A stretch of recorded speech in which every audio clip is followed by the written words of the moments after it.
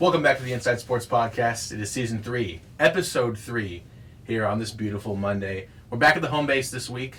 Had a really nice pod last week, getting to be outside, but I think it'll sound and, look a little bit better in here because you couldn't see anything last week. Of course, the DE is capitalized, and joining me this week, as always, is Ryan Greaser and Howard Woodard.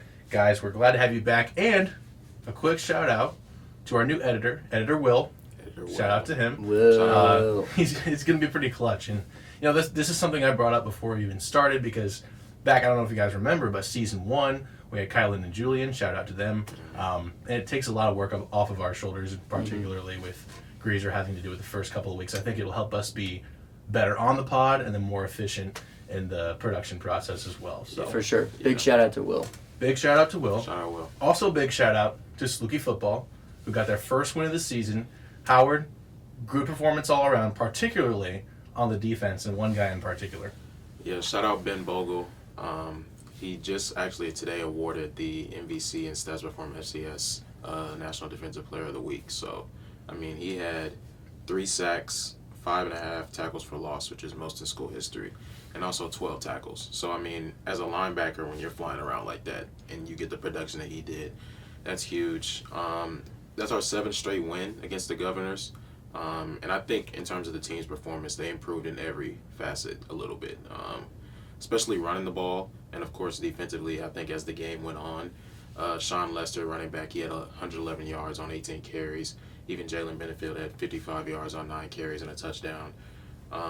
Shout out other guys as well. Chris Presto, he had 3 tackles for loss and 2 sacks.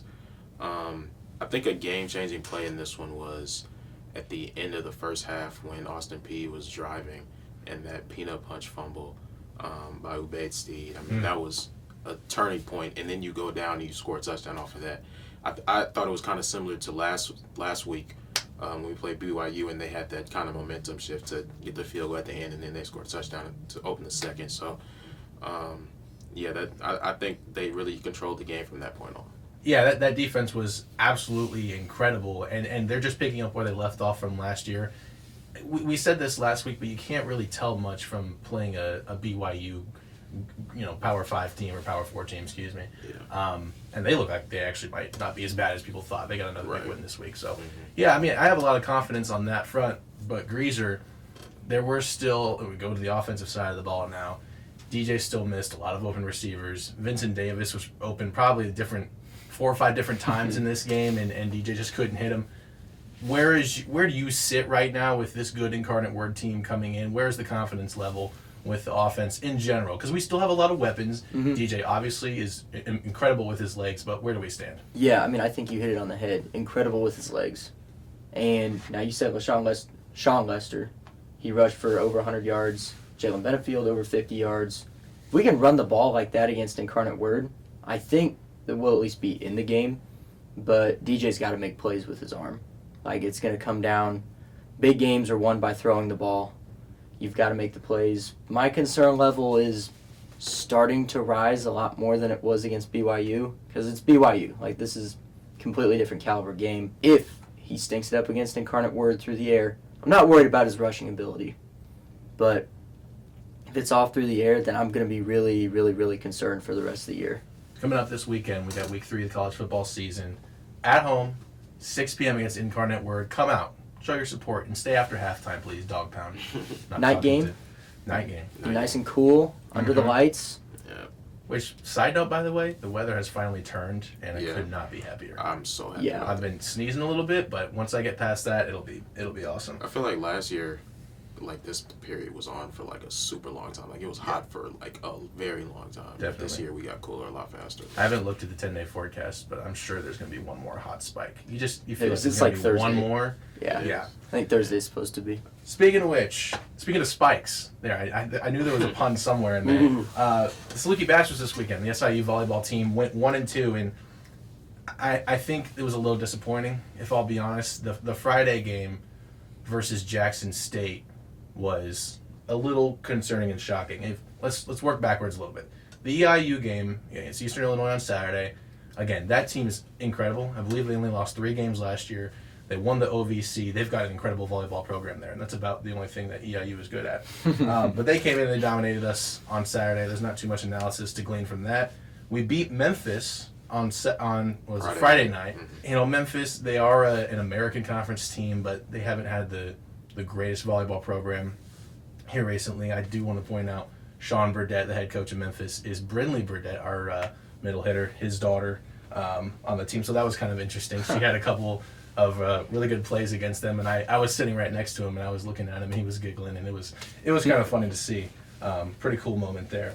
But yeah, the Friday game, I don't even, to me, and we can open up a bigger discussion about this, because to me, the reason Jackson State beat us was just because they had more energy, and it felt like they wanted it more. And what I wanted to ask you guys is, you're taking a look into the future, right? And the administration here has already talked about moving volleyball into the Banterra Center permanently if they're able to execute the Salukis Unleashed campaign.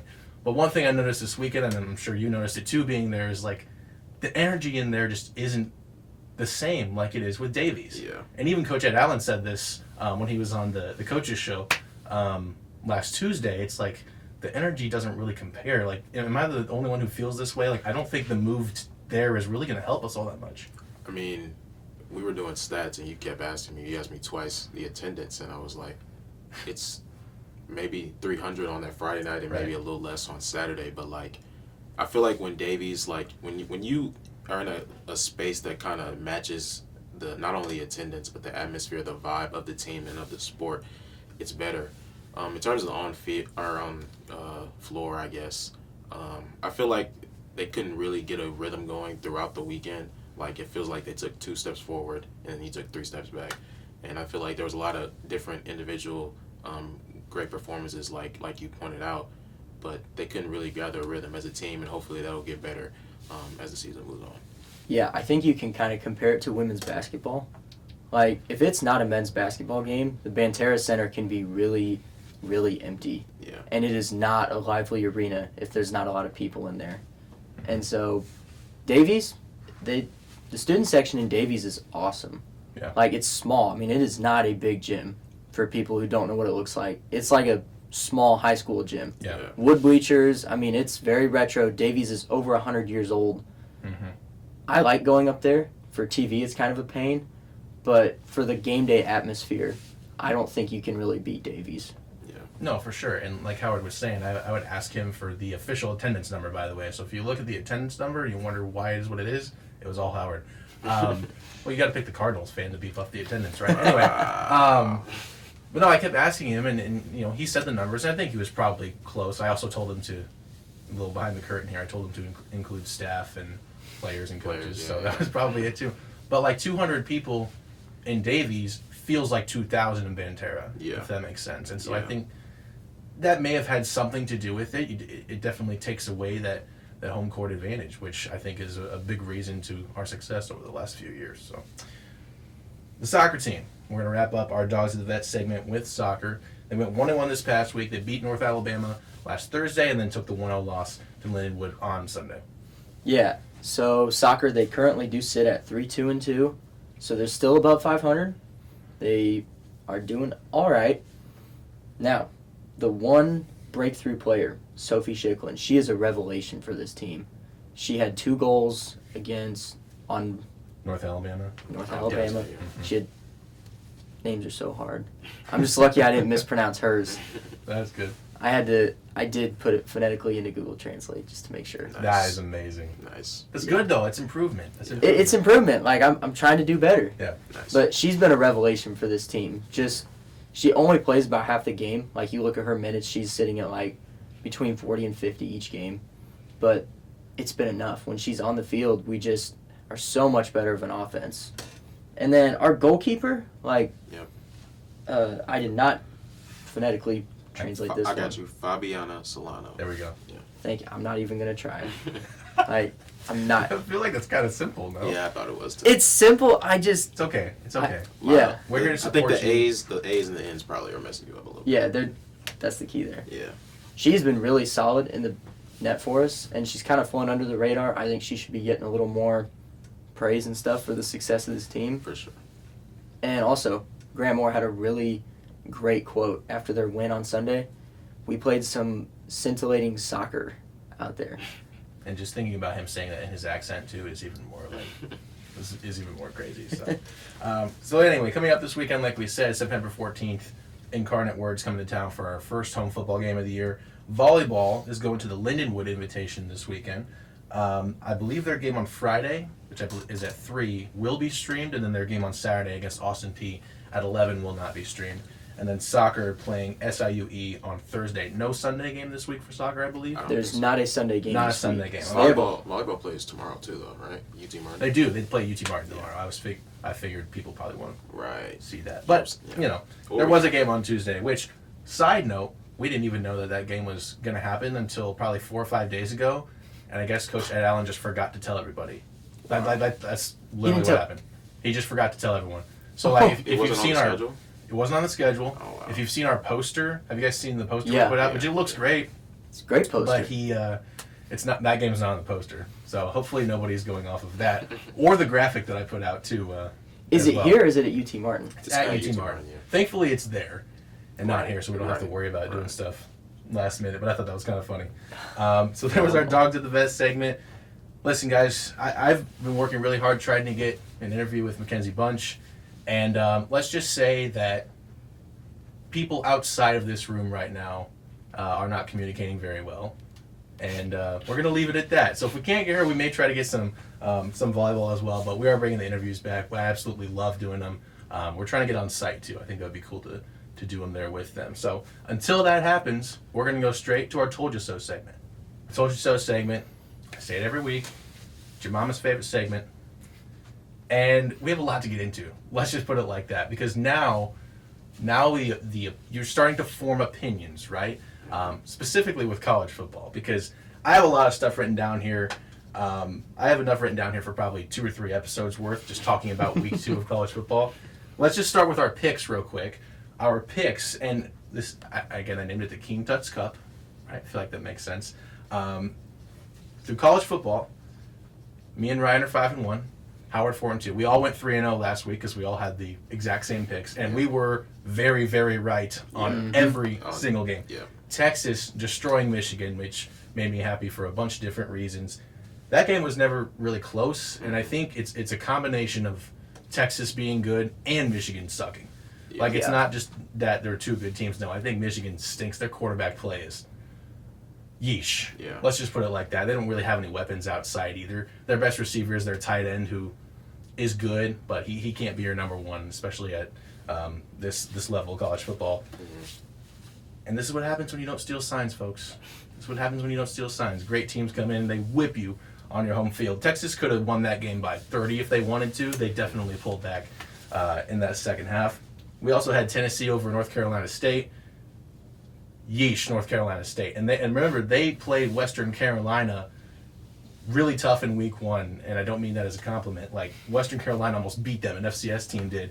And so coming into this week, like, conventional wisdom would have had you to believe that Tennessee would beat them like this, but you figured, okay, maybe they were looking ahead.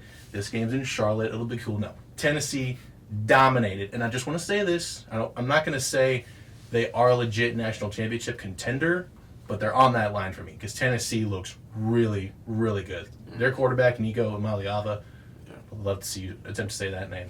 Nico Amaliava, no, he looks fantastic. He's a guy, I saw a Giants fan posted on Twitter yesterday that they should just already start tanking for him. And he's not even going to come out for another year. He's still got 2 more years in college left.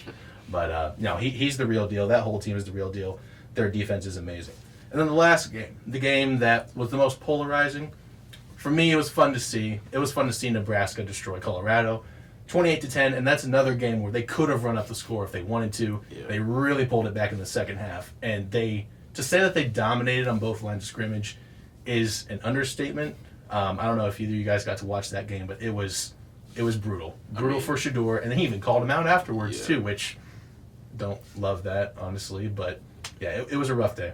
I mean, it's pretty similar to last year's team, to where you have no line, you can't run the ball, and your defense is bad. And I'm looking at Dion, I'm like, you were one of the greatest players to ever play football, and you can't get your defense to work. And at some point, it comes down to your coaches. When I'm a pretty big advocate on it being your players. So they got some stuff to figure out. It might be a similar season to last year. Greaser, how gratifying was that result on Saturday night?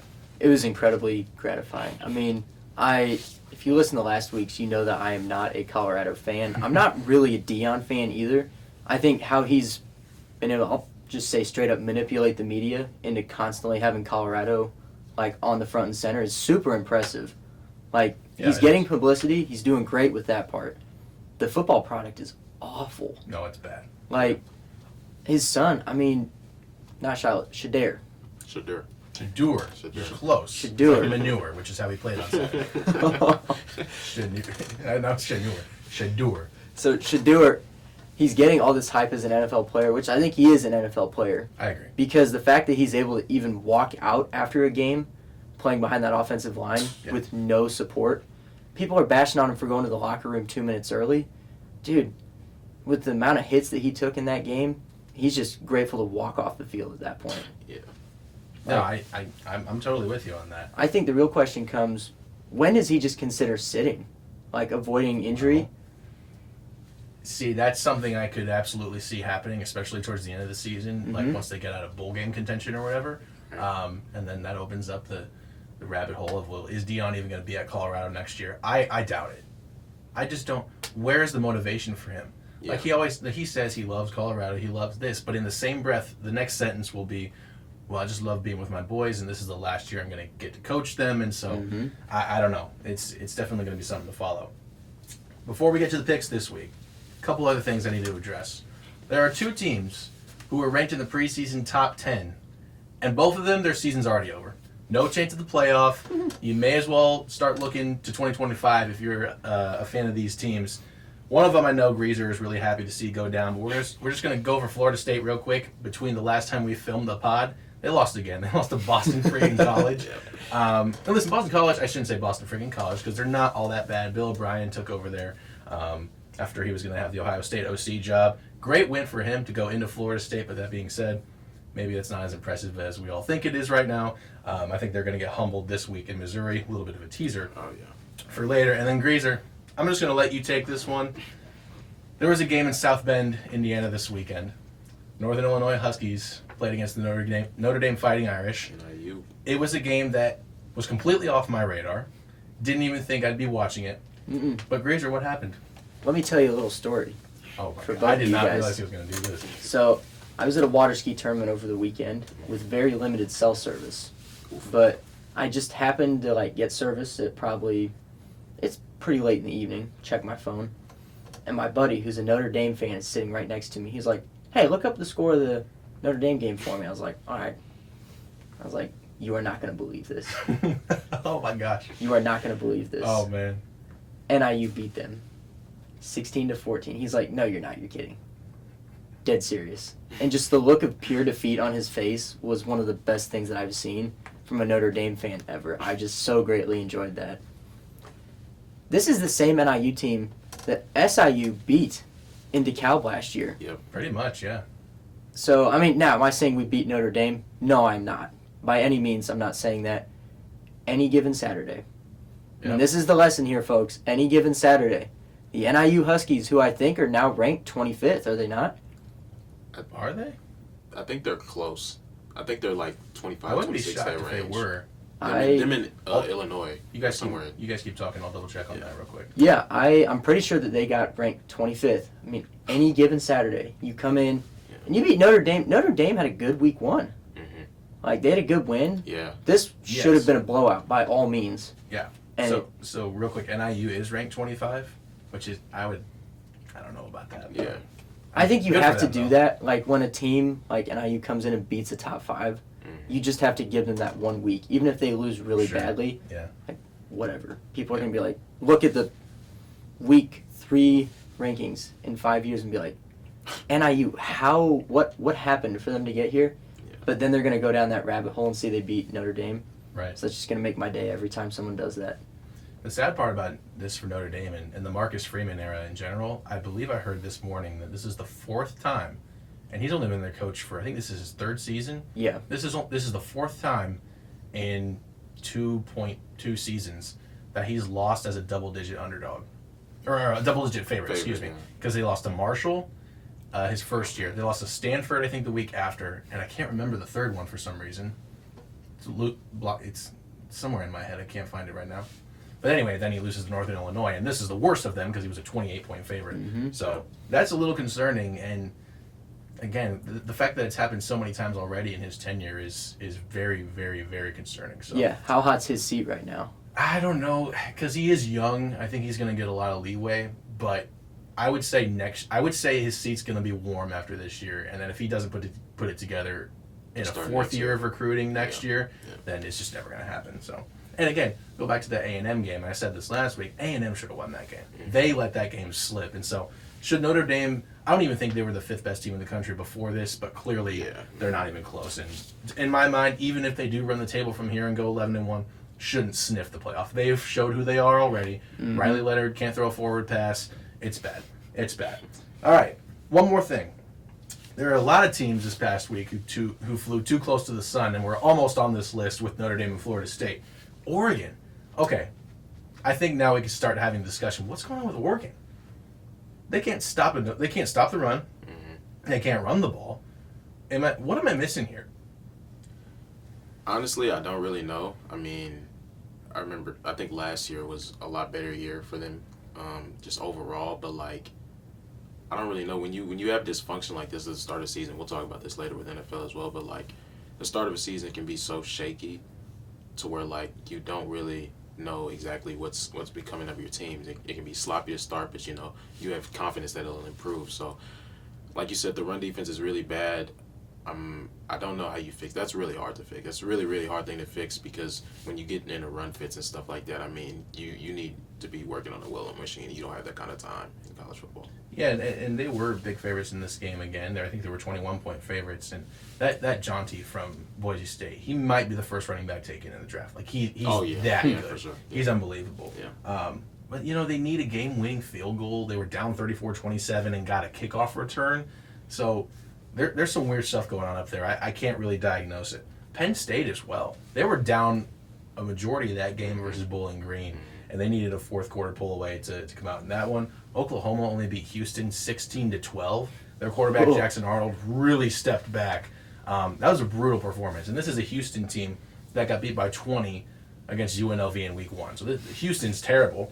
And their head coach is Willie Fritz, who last year was at Tulane, who almost beat Kansas State. Yep. Probably should have beaten Kansas State, honestly. You could definitely make that argument. And then the last one, Oklahoma State versus Arkansas. I think Arkansas is better than people will give them credit for, but the fact that they were... Here's a stat. Stat of the week.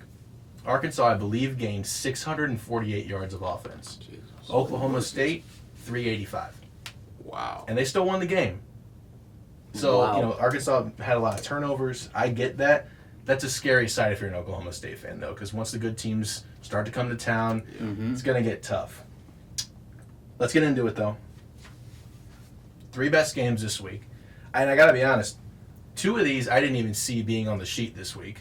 One kind of became on the sheet because it's a ranked versus ranked game. It's definitely not one that I expected.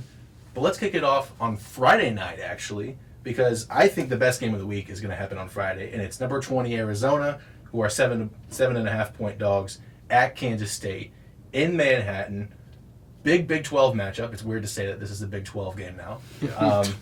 Arizona, I'm looking at the sheet here. Howard, you have them picked. Explain a little bit of the logic behind that, because I think I have something that might back you up here.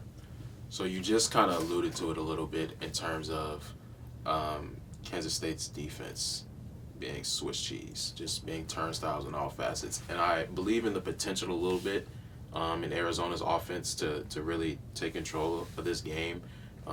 Except K-State, they probably should have lost that game. They needed turnovers. They got a big scoop and score at the end of the game, and then a late interception to seal it. So I believe in Arizona, and also just kind of want it to be a little different this week. I know we got it. Yeah. But also have some substance behind my pick as well. Yeah, I mean, there's a lot of evidence to point to Arizona. I am shocked that they are so big of underdogs in this game. Mm-hmm. Have you watched their receiver there's another name Ryan couldn't do. Tetaroa McMillan. Yeah, Have yeah, you seen his stuff? Oh yeah, he's nice. We're talking like maybe top 10 pick here. He's a freak. Yeah. Whoa. He is. I'm serious. He is a freak of nature. Go watch his game from week 1 against New Mexico. Oh yeah, he went nuts. He had like 300 yards, I think, in that game. Oh my gosh. Right. This guy's the real deal. Yeah. This guy is real. He could be the Packers' #1 receiver next year, and I'm serious when I say that. I believe Believe me when I say that. I am going to go K-State, though. I think home field advantage is going to help. I think this game is going to be extremely high scoring. We're talking like 41-38 range, maybe even higher. But give me K-State just because they're at home. If they weren't at home, I'd probably lean Arizona here. But either way, I think this game is going to be fireworks, extremely entertaining. Yeah, I think you're looking Big 12 matchup. Big 12 matchups are infamous for no defense. Yeah. I think it's going to carry on. K-State at home. I'm a big believer in home field advantage, so I'm going to lean with K-State. Game number 2, I didn't see... Well, I always saw this game being on the card, but I didn't see it being this lopsided. The number 4 ranked Alabama Crimson Tide, they're 16-point favorites on the road at Wisconsin. This is one of the games that we had circled before the year, and unfortunately, Wisconsin's one of those teams that could have been on the list I did before we started the picks, which is teams that are flying way too close to the sun.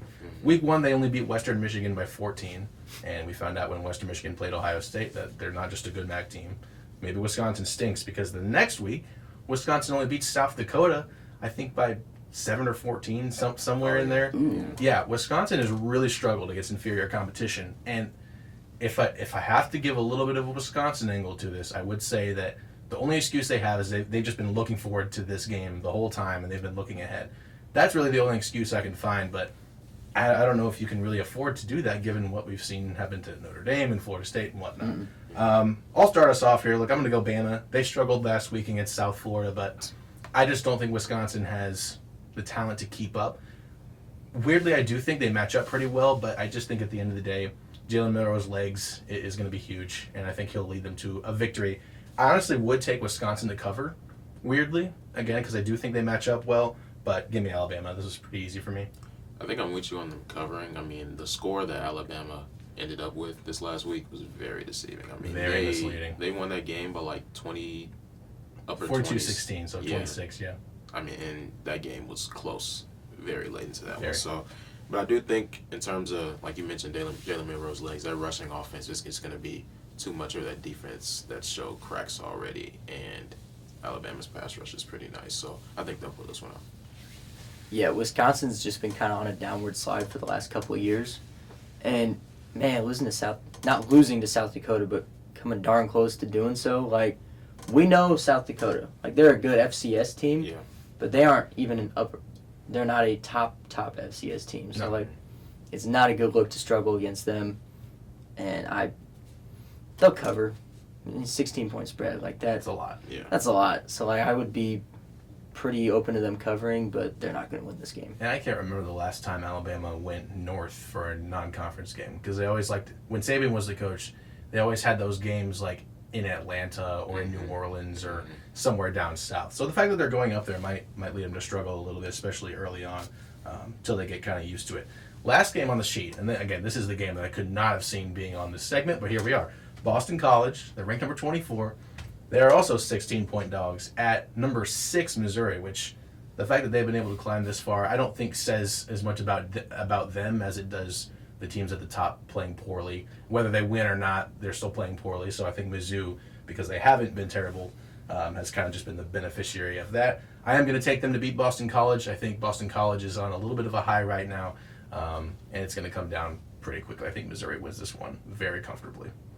Yeah, shout out Bill O'Brien for what he's done right now, and also looking at his former quarterback, Deshaun Watson, and what he's doing. But Mizzou has not allowed a point all year, and No. that's when you have that combination of offense and defense. It's pretty hard to overcome, especially on the road. And Luther Burden, I think he got pulled with sickness or something this past weekend.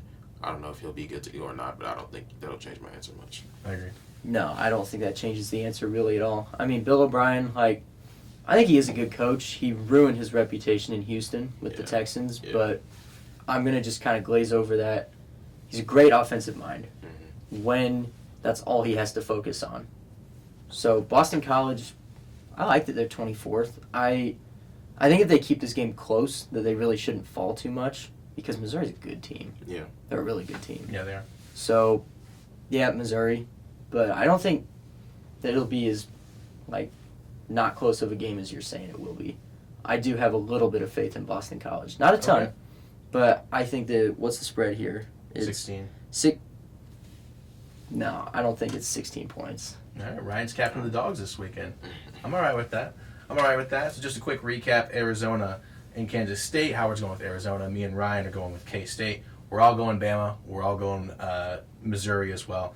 This isn't a great week for college football. Now, starting next week, Oh, yeah. man, it's about to Conference get matchups. really, really, really good. So I can't wait for that. I believe, is Bama, Georgia next week, or is that the week after? I might be think the it's the week after. It's coming, though. Yeah. It's coming. So it's going to be an incredible next couple of weeks of college football. Can't wait to get to that. But for now, let's go to NFL. And we're going to start off with our states of the team. Welcome back. We are now going into state of the team, and it's such a sorry state for the Green Bay Packers. Man, We start with winners on this show, Ryan. Stop it. start with winners. We start with winners on this show, Ryan. All right, then go to Howard. Howard. Go to the Seattle Seahawks. Start with the Seahawks. We start with winners. Just shut up about the Packers, dude. Shut up about the Packers. All right, well, it was a win. It was an ugly win, mainly because of the first half. But, I mean, we got the ball. First play, Geno gets sacked. Second play, pressure up the middle. He throws a pick. The O-line was really, really bad for that first half. I mean, outside of Charles Cross, they were just getting beat by not a great pass rush from the Broncos. But credit to the Broncos, especially their defense, for what they did. But almost all of their points in the first half came off our mistakes. I mean, we had a muffed punt that our returner didn't fall on, and they ended up getting it. But they didn't score a touchdown. They only got a field goal. Like I said, the pick that they ended up only getting a field goal. We had two safeties.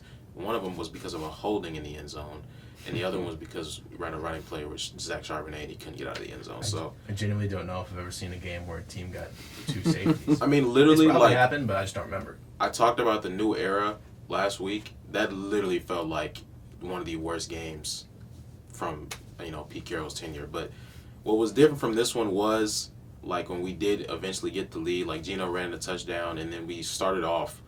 In the second half, our first drive, we got a good drive ending with Kenneth Walker, who had a great game. But, I mean, our defense kept us in this game. I mean, it could have really got ugly with, like you said, the safeties, the turnovers, but they literally didn't allow anything downfield. Bo Nix, and I'll go a little on Bo Nix here. Sean Payton. I mean, when you had Russell Wilson basically checking down all last year, and you draft a quarterback in the first round in Bo Nix, who basically did the same thing. I mean, he was checking down merchant. I have the stat here. When he threw downfield, he was 5 for 19 with 66 yards and 2 picks. Oh, He threw more than 5 yards downfield. I mean, he was throwing behind the line of scrimmage, and then I think he had maybe like 2 good throws that went for completions. There were a couple of drops as well, but like his best drive was when they were down 10 at the end of the fourth quarter, which everybody knows the defense is playing prevent anyway, nothing over the top. So, right. I mean, of course you're going to eat that up. But hopefully the O-line plays better going forward. That'll really help out a lot. I love the script coming out of the second half. They talked about it post-game with Ryan Grubb, just committing to the run, which is a little different than what we've had in the past where you might feel a little pressure to keep the ball in the air. But, I mean, Rayshon Jenkins at safety, Jerome Baker and Tyrell Dodson look like welcome additions at linebacker and safety. The pass rush looked good.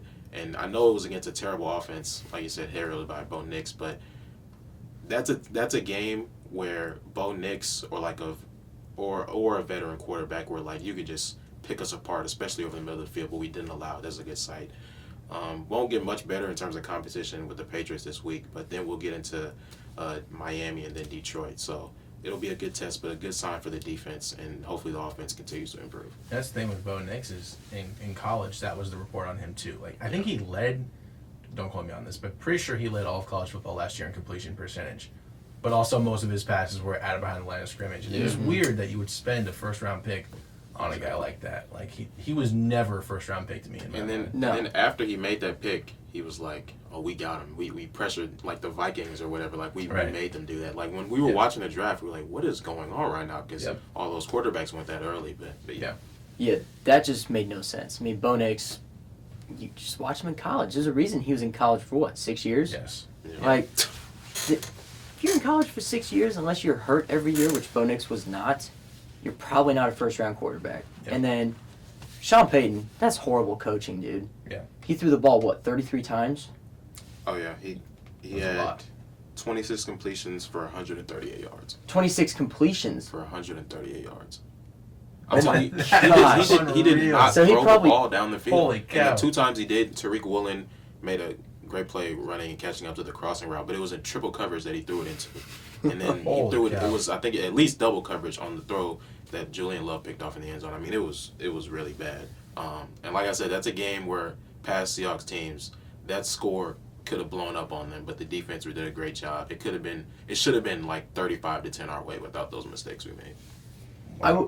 I would like to have seen and know, like, is Bo Nix just reading the check down every time, or what is Sean Payton calling? I feel like that's just his first instinct whenever he drops back. Yeah. Yeah, I mean, that's his game. And I was reading a thing on ESPN this morning, like, that they're probably going to be running more play action. He was a shotgun quarterback in college. Well, they couldn't this run could the get ball either. really interesting. They couldn't run the ball either in this No. game at all. So that kind of messes up your play action. But like when you can't run the ball, they have to establish the run. I don't know who they play next, but not a good showing from Bo Nix. Not a good showing for a lot of quarterbacks, rookie quarterbacks this weekend. Definitely, it was a rough week 1 for rookies, and you kind of expect that. Like, let's just be honest. Yeah. Think about it for a minute. Rookies in their first game are going to struggle. We'll get to another one here in a moment. Now you can go, Ryan. Thank you. Because the Bears also did win, so shout out to our 1-0 squads. But they're going to be on our pick slate, so I'll get to them in a minute. Ryan, all you have written down here is Ryan's Packers are in shambles. Take it away, I guess. Go ahead and explain that. I'm not really sure how else you can describe, like, the beginning of the Packers season here. So, you go down to Brazil, and you play the Eagles.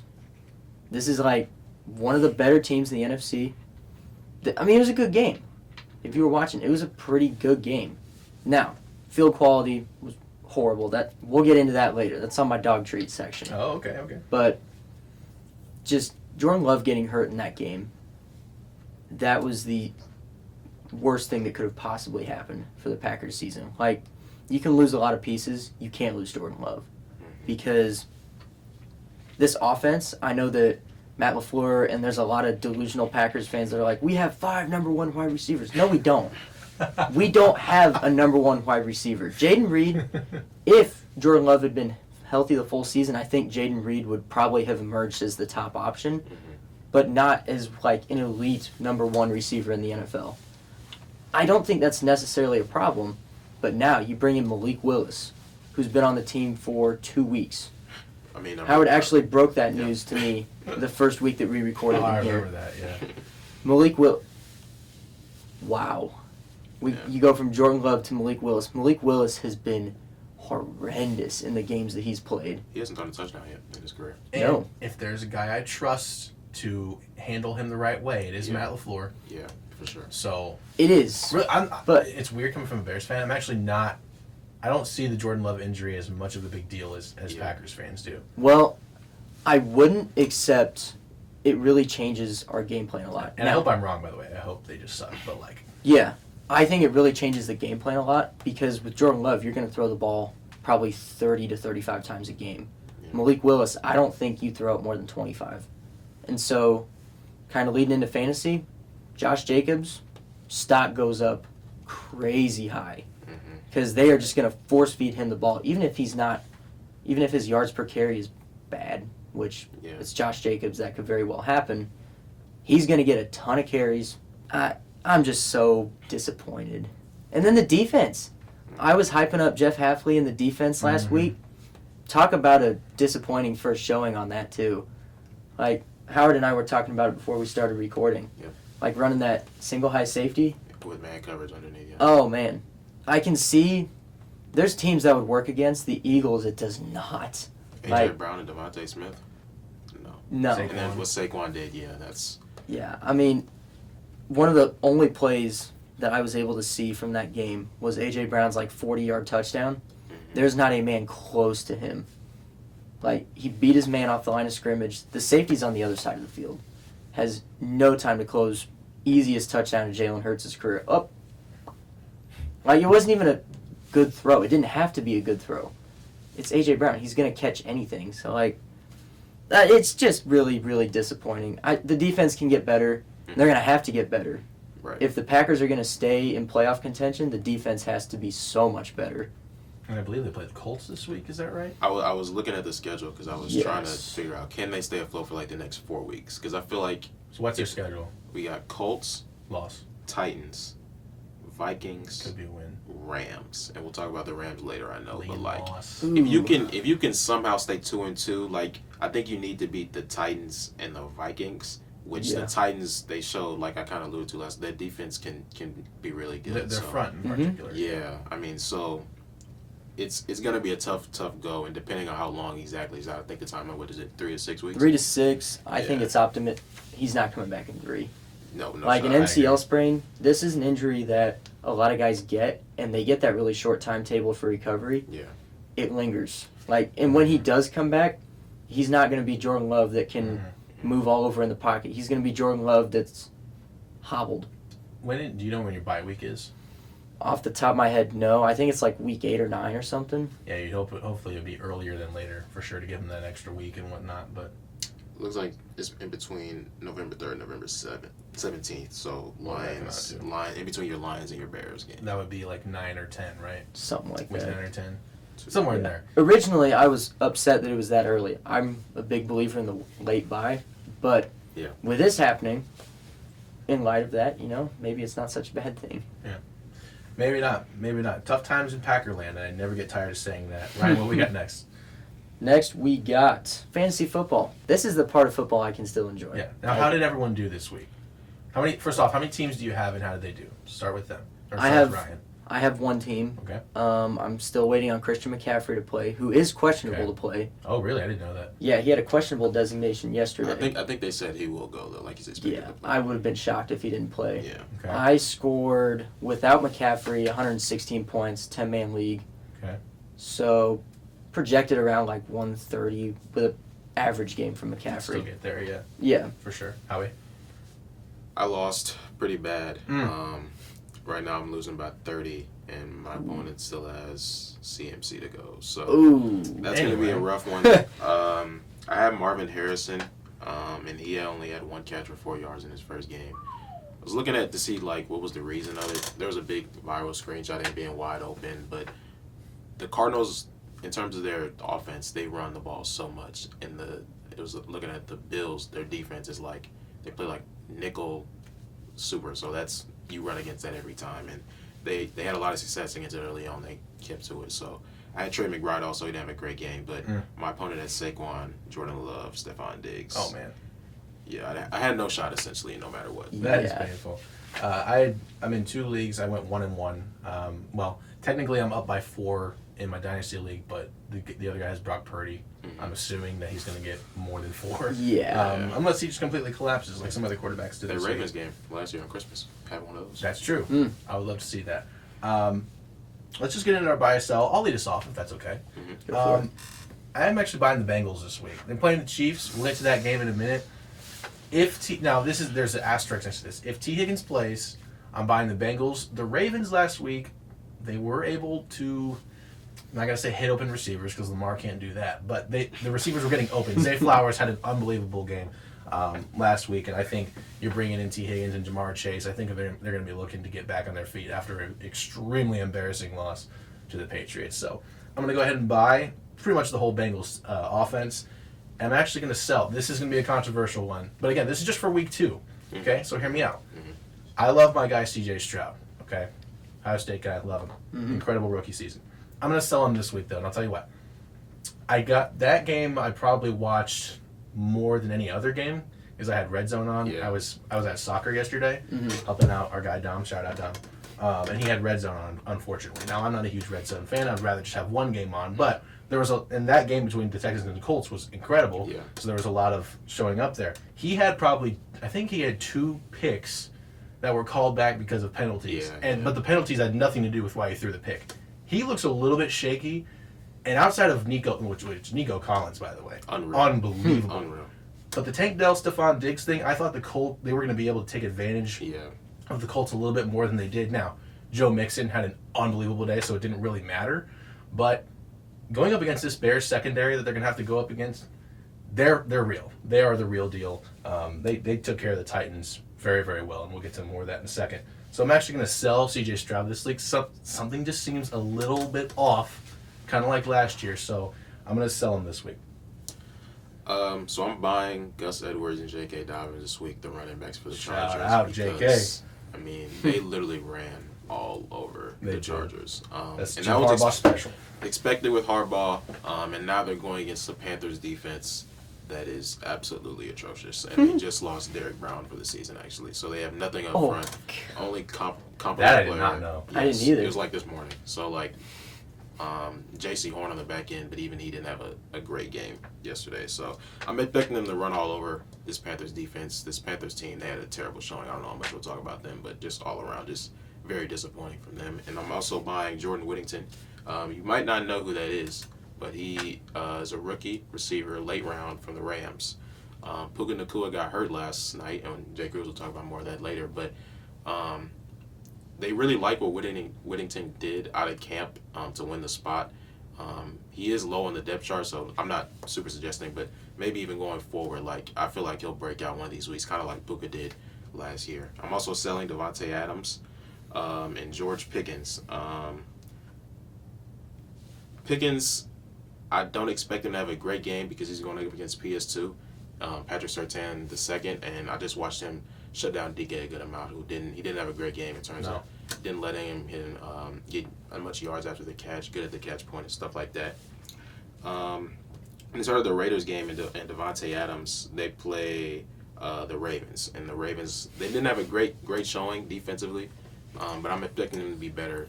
Whether that's putting Marlon Humphrey on them or Nate Wiggins, who should probably play more this week.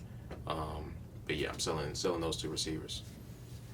Yeah, I had Devontae Adams. That was a very unfortunate lineup play this week. 10.9 points in PPR, so it was not a good week for Devontae Adams. So, my buys, I am buying the Steelers defense. Steelers defense all the way. And I really was not super high on Steelers defense coming into this year. I mean, sure, you got TJ Watt, Cam Hayward, Minkah Fitzpatrick. I mean, you have star power, but it didn't feel it. I feel it now. So, Steelers defense, I'm buying that. Cooper Kupp. Puka's hurt. Yeah. It was vintage Cooper Kupp. He's unbelievable. Mm-hmm. This is Triple Crown Cooper Kupp. Cooper Kupp. I'm getting Puka and Cooper and names, dude. Yeah. That was vintage Cooper Kupp. And another one that's getting a little older. I think he's 30. I think he's 30 or 31, yeah, for sure. Yeah. He's been around a while. But yeah, vintage Cooper Kupp. Buy on Cooper Kupp. I actually do have him. He's on my bench this week. What? Bad play. Yeah. What was the logic behind it? Who did you put in ahead of him, I think is the better question. I literally forgot to change my team before Sunday. Oof. That's the worst feeling in the world. Can't be doing that. Yeah. Thank goodness the guy that I'm playing also forgot to change his. I think he had a 0 in his lineup. But I mean, I also had Evan Ingram in at tight end. Shout out, 1.5 points. Thank you so much for that one. I am selling Alvin Kamara this week. Aw, what? I'm selling on Alvin Kamara. 22 points against the horrendous Panthers defense. Like, I mean, I get that Alvin Kamara is never going to be a huge rushing volume guy, but if he hadn't scored a touchdown this week, he would have been like 16 points. And then 5 catches for 27 yards. Like, and he caught all 5 of his targets too. He's got good hands, but he's not a 5 catches a week guy. I think he's a 5 to 7 targets, a 3 to 4 catches. The yards could fluctuate a little bit, but he's still going to be playable for sure. Like, he's definitely an RB2. I just don't have him as an RB1 this week. Mike Evans, that's another one I'm selling after a big performance. Commanders' defense is bad. Yeah, they're terrible. Baker Mayfield torching him Baker had almost 30 points in fantasy this week. It was like 29.97 or something. Nuts. Mike Evans caught 2 touchdowns. Now, it's Mike Evans. He's going to prove me wrong. Always does. Yeah. But he just seems primed for regression after this week. Like, 2 touchdowns, it's 12 points right there. He finished with 23. So, like, between his yardage and his catch, I think he could be sitting around, like, 12 to 13. But maybe don't listen to me. I was buying Drake London last week, finished with 3.5 points. I was buying Trey McBride. Howard can tell me how well that worked out. Man, not good. Not good. And then my Texans take didn't age that well either. Mhm. Nico Collins played very well. Yep. So Diggs got good points, too. yeah, Diggs got good points too. So, and Mixon got good points Yeah. too. So Yeah. what do I know? Just fade Greaser. Just Yeah. fade Greaser. He doesn't know what he's Fade- talking about. Yeah, maybe I don't. I had Rashid Shaheed last week. Very early in that game, he caught a deep touchdown. And I also sold T. Higgins, but he didn't even play. So, but I bought Josh Jacobs, and he had a pretty rough game. Yeah. So, I think I had Kamara, which was good, Mhm. and he didn't really play that whole game either because yeah. they were up by so much. Olave need to. didn't either. Did he? Olave Just not- didn't either. They need to. They Yeah. won by 37. Yeah. Like I also had George Pickens, which as a buy, which was terrible. I forgot who I sold, but it probably didn't go well either way. All right, Ryan, what happened last week in the picks? What's our record so far? And again, just a quick programming note: we're filming this on Monday, so it's before the Monday night game. So when Will puts up the graphic, wherever he decides to do it, it'll have our full records updated. All right, Ryan, take us through a quick recap of the picks from last week. There were 5 games last week, only 4 this week because we had the extra primetime game in there. The Packers were thrown in. The 49ers and Jets are playing tonight, so we'll have that record updated somewhere, wherever Will decides to put this again. Shout out Will for doing this. Ryan, we didn't do very well so far in week 1, and even regardless of the result tonight, none of us are going to be all that great. no, we did not. We all rode together last week, I believe, on almost everything. There was like one game. Me that and was me and different. you rode together. You guys rode Yeah. together, You for had the everything. Eagles. and I had the Eagles over the Packers, and I have the Jets over the Niners as well. Ooh. And you guys have the Niners. And that one So, hasn't played yet. That's a big swing So, game right there. It's a huge big swing game. I do want to say, like, and Ryan, because I told you on Thursday, I had doubts about the Ravens and the Chiefs pick, like, leading up to that game, because I started thinking about it. I was like, because we kind of compared it to the Chiefs-Lions game that opened last year, but the Chiefs didn't have Chris Jones, and they didn't have Travis Kelce. And Travis Kelce wasn't even a big factor in this one, but the Ravens' interior offensive line, new defensive coordinator, I had regrets. And then also I had regrets on, what was the... Cowboys-Browns. Cowboys-Browns. I was We got like, burned 'cause on that one. What a terrible Really pick. underestimated how bad Deshaun Watson is, and also that offensive line just continually regressed throughout the years. But yeah, and Cowboys, that got paid, Yeah. and CD Mhm. got paid in between Yeah. our recordings. So. I was really worried that we were going to go 0 for 3 on the picks where we had all 3 the same. The Lions almost lost that game. Almost. Thankfully they didn't, though, and we needed a miracle to make it happen. So Yeah. Shout out David Montgomery. yeah. So Ryan's 1-3, Howard's 1-3. I'm 2-2 right now. Again, we'll have the full record updated with the result of the 49ers Jets game. But go ahead, Ryan, take us away. What is our first game of week 2 of the NFL season? Our first game that we are picking is Bills-Dolphins. This is our Thursday night game on Prime, so be prepared for outages and messed up audio. And yeah, which Thursday night this week was also bad, if you guys were watching that, or at least mine was. I was good. I lost picture like twice. And it wasn't my Wi-Fi, because I was still working on stuff too. But Interesting. yeah, that's Prime. Prime, do better. That's all I can say about that. Bills-Dolphins. Bills are 1.5-point favorites or underdogs. Bills are 1.5-point underdogs to the Dolphins. I did take the Dolphins to win this game. Tyreek Hill got not arrested, Detained for sure. detained for sure. Yeah. Borderline arrested. Him and Calais Campbell. I didn't know that. I didn't hear about Campbell. Yeah, he tried to help out and like he got. That I detained, did so- not know. Yeah. I didn't either. Howard's like I'm a Adam mental- Schefter over here, I'm like, mental- dropping all the news. I got Howard Schefter, Schefter. Rappaport, all of them. Yeah, I like the Dolphins in this game, especially if Josh Allen is hurt, because his hand Yeah. got messed up. He had to go for x-rays after the game. If Josh Allen is hurt, he's still going to play. It's Josh Allen. And it's not his throwing hand either. So Yeah. that helps. Josh Allen had a really good game last week, but Dolphins are just a better team. The Bills' defense is not overly inspiring, especially their secondaries. No, Ugh. they had a very rough start last against the Cardinals. Yeah, their secondary's not good. They almost lost that game. Josh Allen had to will them. That's one of those when people say Josh Allen's overrated. I'm like, man, he is carrying that offense, For sure. Especially now with the loss of Stephon Diggs. But I mean, I'm taking the Dolphins. They had a big comeback too. They almost lost to the Jags with that fumble by ETN right before he scored. That was huge. But I'm taking the Dolphins in this one because I expect the offense to be better and the defense. They're looking better than they were last year. So yeah. Yeah, we're going to go 3 for 3 on the Dolphins here. Another thing that Howard Schefter told me, I believe it was on Saturday, Jalen Ramsey got paid again. Yeah. And there was a play in that Jaguars game on Sunday Yes. Yeah. that showed me that he's worth every single penny. When he was running sideline to sideline, trying to make tackles, that's not what happens when NFL players get paid. Yeah. Like, that just doesn't happen. So he's a dog. This Dolphins defense is going to be really, really good as long as they stay healthy. They're definitely a Super Bowl contender, but of course the healthy thing has been a problem for them the last couple of seasons. For sure. So we're going to go 3 for 3 on the Dolphins. Yeah, Super Bowl contender until they go to Arrowhead again. Right. Which brings us right into our Naturally. next pick. Bengals, who are 6-point underdogs against the Chiefs. Mhm. They deserve every single point of being underdogs. Yep. You go out and lose to the Patriots to start the season. At home. Oh my Lord. At home. Like, shout out Gerard Mayo for winning his first game as an NFL head coach with Jacoby Brissett started that game, correct? Yeah, he did. But Yeah. he didn't even do anything. It was Ramondre Stevenson show. Ramondre went crazy. They ran all over that defense. Yeah, vintage Patriots. Yeah. Run game, run game, run game, run game. Yeah, I mean the Bengals.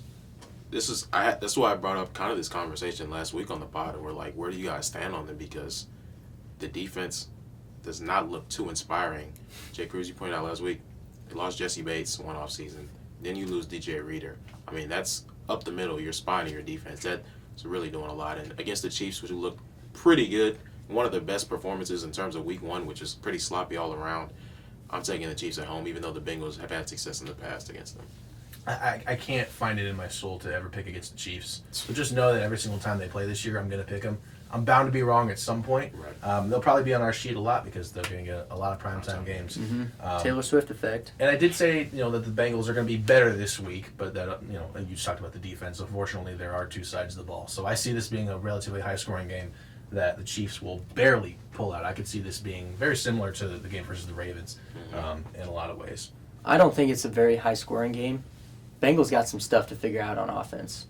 Yeah. And the Chiefs, their defense, I mean, you're playing the Ravens. Lamar was going for it against the Chiefs. Yeah. Super physical. He didn't slide. He didn't run out of bounds. Yeah, head down. Week one, doing that, good for you, Lamar.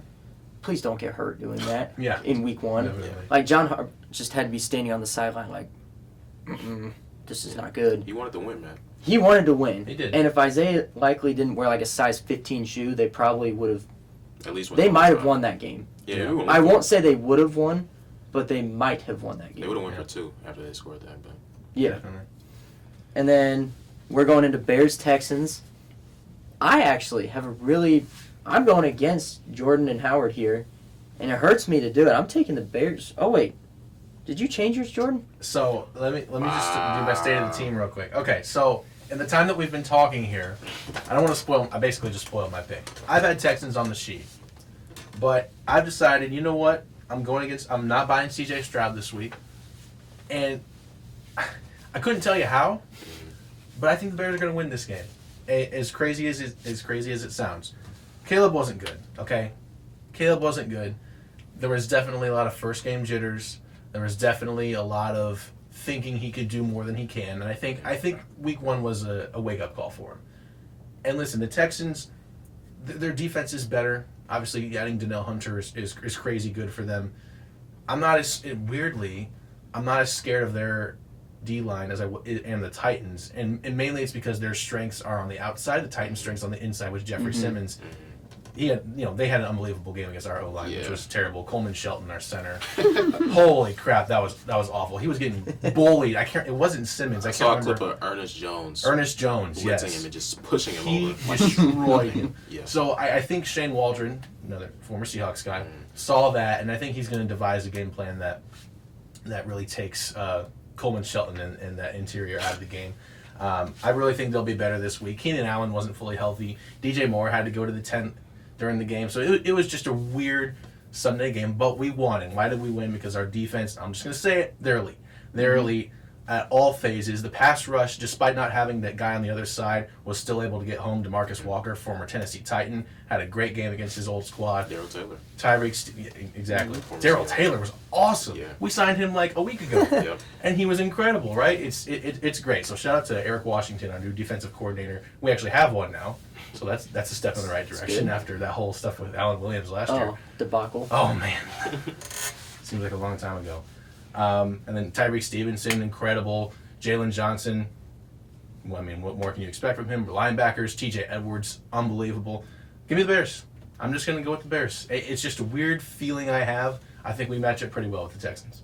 I'm going to be the saving grace for the Texans. Caleb, I think, will improve, obviously, going forward. I mean, the talent is there.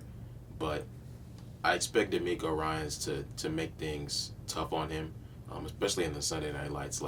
And like I told Jay Cruz before the pod, that's a game where, you played ugly, but you'll still win against the Titans. But I think against the Texans, you'll play better, but I think you're playing against better competition all around. So, Texans. And look, Anthony Richardson's played a few more games than Caleb, so he's a little bit more adjusted to the speed of the NFL. Not many. Yeah. Not many, but he's played a few more, right? And he's been in the NFL system for a little bit longer. The way that he was throwing the ball against them, and listen, I understand he's got a huge arm. He made that one 80-yard throw yesterday. Ridiculous. Unbelievably ridiculous. Crazy. But in terms of his accuracy outside of those throws, not the greatest. And he was still able to throw the ball to the Texans a little bit. Shout out to Alec Pierce. That dude's a dog. Yeah.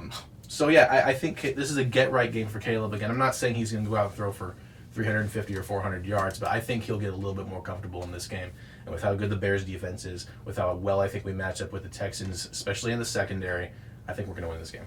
Yeah, I also picked the Bears. I was just shocked when I looked down there. I was like, what happened? I picked the Bears. I'm kind of in the same boat. I just had that feeling that they'll win. I mean, Caleb threw for 93 yards. He's not going to do that again. No. Yeah. As much as I would love for him to be a bust, he ain't going to be that bad. Throwing for under 100 yards, that's not going to happen again this year unless he gets hurt. Now, the only thing I will say, and this does make me a little bit nervous, Rome Odunze did undergo an MRI this morning. Oh. Don't really know what that's about. Not great. I'm still going to stay with my pick, though. DeAndre Carter, by the way, played really, really well randomly as a returner, and we used him in the offense, which I did not see that coming at all.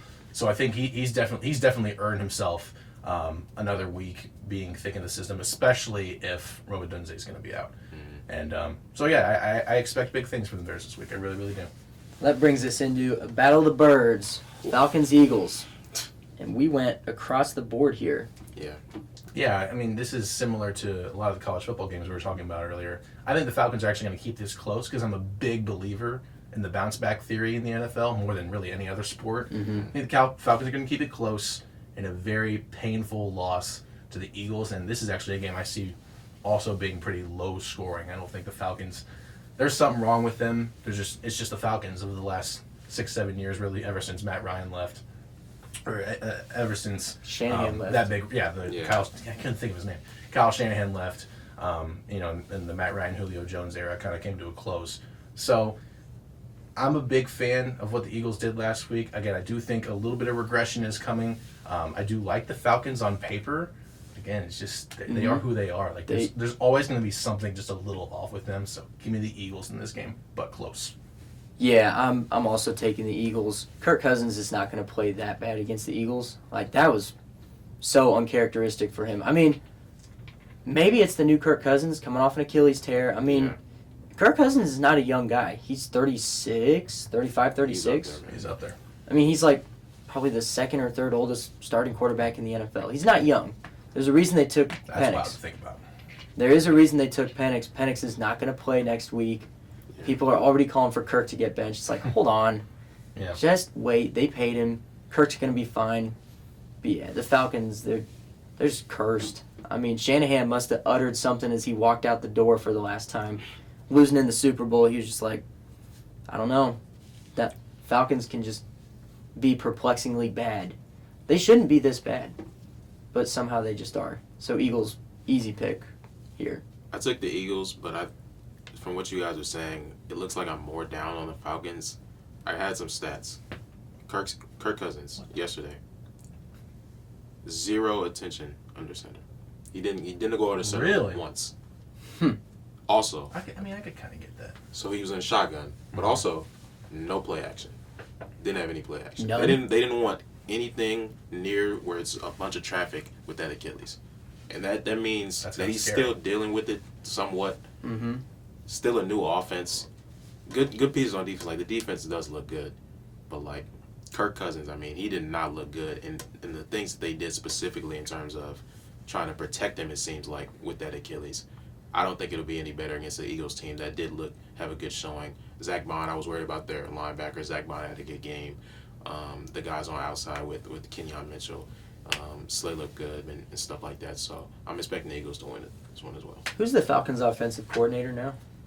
I don't know who Raheem Morris brought in. It's somebody from the Rams tree, I think. Oh, you're right. It was the guy. He was the OC for 1 year. Then he went back to college.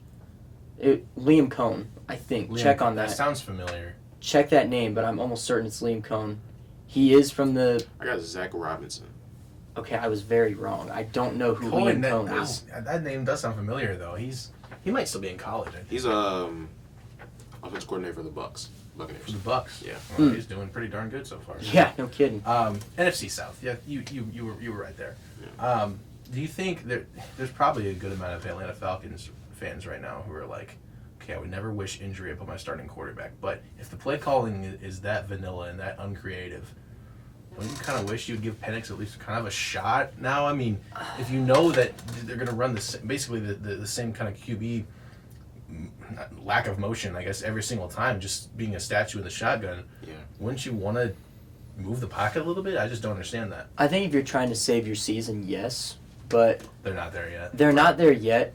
And also, I think they're trying to kick the can as far down the road as they can on Penix for at least this year. Yeah. They don't want him on the field because when you got Kirk Cousins for 3 years, $185 million, you have to play him for at least a year and a half, if not 2 years. I do want to say they might be in save your season mode quicker than we realize because they play the Eagles this week, and you know who they have next week coming to town? Do not. The Chiefs. Oh. They might start 0-3, bro. They may start 0-3, and that's definitely not a place Falcons fans want to be. Yeah, so, like Ryan said, I mean, when you pay Kirk Cousins that much, you can't immediately go to Penix at these early signs of dysfunction offensively, but you're going to need to see some results because you have the weapons. Like Bijan looked great yesterday. Kyle Pitts, Drake London, like you need to show some semblance on offense, and Kirk, you got to be better, man. Got to be better. I agree. Got anything else on the NFL, Ryan? I don't. I'll recap our picks for tonight. Definitely. Monday Night Football. This will definitely release after the game, so this will age like milk probably, but I have the 49ers tonight. I love me some CMC. I hate the 49ers, but Jets, we talked last week. I am not high on the Jets this year. I won't get into that again. J-E-G-N. Jets. Yeah, okay, Mike Greenberg. I hope the Jets win, but like I said last week, I'm expecting the 49ers to be pretty good on offense. They extended Ayuk. They extended Trey Williams. Yeah. They're back for another year. Probably the last year, but... This is the last year. You pay that many guys, it's over. Fred Warner's got to get paid soon, so we'll see. All right, everyone. We're back. Major League Baseball is our next segment. We're winding down. 3 full weeks left of the season. So playoff races are starting to materialize a little bit more, become a little bit more concrete. We'll start off in the NL where last week's pod, we expected the Cubs to kind of take the surge or at least stay afloat with this schedule they had. They lost 2-3 to the Pirates and then lost 2-3 to the Yankees. While the Mets, they lost yesterday. Before that, they had won 9 games in a row. So now they're tied with the Braves for that last wildcard spot. Cubs are 3.5 back. I'll hand it off to you guys in terms because it's your team. But what are the thoughts going in now? I'm completely emotionally disconnected from the Cubs at this point. After that Monday night game against Pittsburgh, where they were up 3-0, and then Jorge Lopez comes in, and look, he obviously blew the game. I kind of feel bad for him because in that inning, the first 2 hits the Pirates got were like an infield hit and then a bloop single to right center, and then Brian Reynolds came up, obviously tied the game, and then Andrew McCutchen, who, the fact that we're still talking about him is he's still going, and he's not what he used to be, but man, I mean, he's steady, he's reliable, he's the kind of guy you want hitting like in that 6, 7, 8, 9 range. He comes up and obviously hits the go-ahead homer that put him up for good. And really, ever since then, like, that loss was so deflating. And then I looked, okay, the next night we had Skeens, couldn't do anything off him. The offense is just completely shut down. And it's really sad because we actually pitched really well against the Yankees this weekend, and we have nothing to show for it other than one win. And in that one win, it was Isaac Paredes, a bloop 2-run single in the first inning. And again, our pitching staff, the bullpen, which was so terrible at the beginning of the year, we finally figured ourselves out. We basically threw all the old players off the team. We got a completely new bullpen, essentially. And they've been lights out pretty much. It's sad. It really is sad. It's just kind of a microcosm of this season. My expectations coming into this season were pretty high. And we've gone over why maybe they shouldn't have been in the first place, but it's just sad. I really thought we were going to go on a miracle run. Like, I was pretty confident in it, and then that first Pirates game took everything out of me. So I've been pretty disconnected from the Cubs ever since that night, and now we're 5 games back of the Braves/Mets. I don't see a world where we can make a run anymore. I don't either. I mean, you score 2 runs the whole weekend against the Yankees. This team, I mean, my dad has a phrase that he really likes, mental midgets. Like, don't show up in the big moments. Definitely. Like, they're in their head. They'll play well at some times, but then Coleman Hawkins was a mental midget. Like, just make dumb, boneheaded plays, like, that you just can't overcome sometimes. And that's just been the Cubs for the last 6 games. Like, just, what are you guys doing? Come on, you were playing so well. And then just nothing. They're done, unfortunately. Yeah, Cruz, you talked about being kind of emotionally disconnected. That's how I've been with the Cardinals for a couple months now. Yeah. Beat the Yankees 2 out of 3, then beat the Brewers 2 out of 3. Cool, interesting. You know what else is really sad is 2 out of 3 to the Mariners. I'm gonna be. Oh, you guys lost 2 out of 3 to the Mariners. I didn't see that. So, showing me being emotionally disconnected. Football yesterday. Yeah. Games come on 12. Mm-hmm. It rolls around to one. Games roll around quick when you're watching football, but 1:15 Cardinals. Didn't watch the first part of the game. Looked at the score, 7-0 in the second inning. Man. Miles Michaelis pitched, so of course that happened. He against is the Mariners. terrible. He's really bad. I really hope the front office, with some shifting stuff, gets rid of him because he has 1 year left. But Send him back to Korea or wherever he came. so somewhere, wherever. But yeah, that's how disconnected I was. I didn't even turn the game on. No, I mean, I'm right there with you, man. It's deflating. And you know what's crazy is I'm actually gonna go to the Cubs-Reds game at Wrigley on the 22nd, I think. And like it was my gracious grandmother bought me the ticket, so shout out to her. But like, when she initially bought them, it was when we were still kind of down in the depths, and I was like, well, it'd just be a fun day at Wrigley. And then as we started to win over the last few weeks, I'm like, oh my gosh, that game might actually mean something. And now I'm kind of like, oh, okay. I mean, it's going to take a Cardinals-esque late season run here, as they have done a couple times over the last decade, to even give us a little bit more hope. So it's going to be a fun day. It's going to be a fun day. But yeah, it's pretty deflating. So more on the Mets, who, like I said, won 9 of the last 10, really 9 in a row before yesterday. They're tied with the Braves, and we talked. You guys didn't have the super most confidence that the Cubs would jump into that, but specifically on the Mets, they are hitting. They're pitching well. Jose Quintana, Sean Manaea, Luis Severino. I mean, they're really doing everything well right now. And the Braves, they're kind of falling back again a little bit after they kind of went on a small run. But who do we think is going to get that last wild card spot out of those two? Because, like you said, the Cubs are the next closest 5 back. I mean, I'm hoping it's the Braves because I just can't stand the Mets. But I'm hoping that the Mets, who just went on a 9-game winning streak, I'm hoping that was their peak and that they're going to start falling back down. Now, again, I don't want to bring this back to the Cubs, but if you are looking back, or if you're a Cubs fan and you're still trying to hold on to any sort of joy or any sort of like, oh, maybe this could... The Braves and Mets do play each other towards the end of the season. And so, really, I think that series will end up deciding who ends up getting that last wild card spot. So if they beat each other up, maybe we stand a chance. But up until then, the Braves have to go to L.A. coming up this weekend. Ooh. Rough timing for that. Yeah. Really rough timing for that. And it's a 4-game series as well. And then they go Cincinnati, Miami. So if they could split that series in L.A. and then take care of business in Cincinnati and Miami, I think they're in a really, really good position heading into that last week where they face the Mets at home and then they get the Royals at home. And who knows if the Royals will already be clinched by then. Right. How serious are they going to take that? So it'll be interesting. I really can't wait to see how this is going to finish. I mean, I'll play devil's advocate with you. Same thing for the Mets. So the Mets have the Blue Jays, Phillies, Nationals, Phillies again. 2 series with Philadelphia. And then Braves, Brewers to finish the And season. then they're at Milwaukee. Yeah. When Which you got... They may be fighting for the 1 seed. I mean, they have an outside shot at getting the 1 or 2 seed. Which is so wild. In the National League. Yeah, it really is. But you got 2 series left against the Phillies. I mean, ugh. It's rough. Before I looked at that, I was leaning Mets. I am not anymore. Like, Phillies are figuring things out finally. Like, they had that really rough stretch through the middle of the season that was just like, man, what's going on? Like, they're figuring it out now. They are in shape for the postseason. They're ready to go. They're going to roll the Mets. Like, they'll probably, it's 6 games. I see Mets not winning more than 2 of those. Next, we got the Yankees and the Orioles. And just like it's been for the last 2 months or whatever, they haven't been separated by more than like 2 games.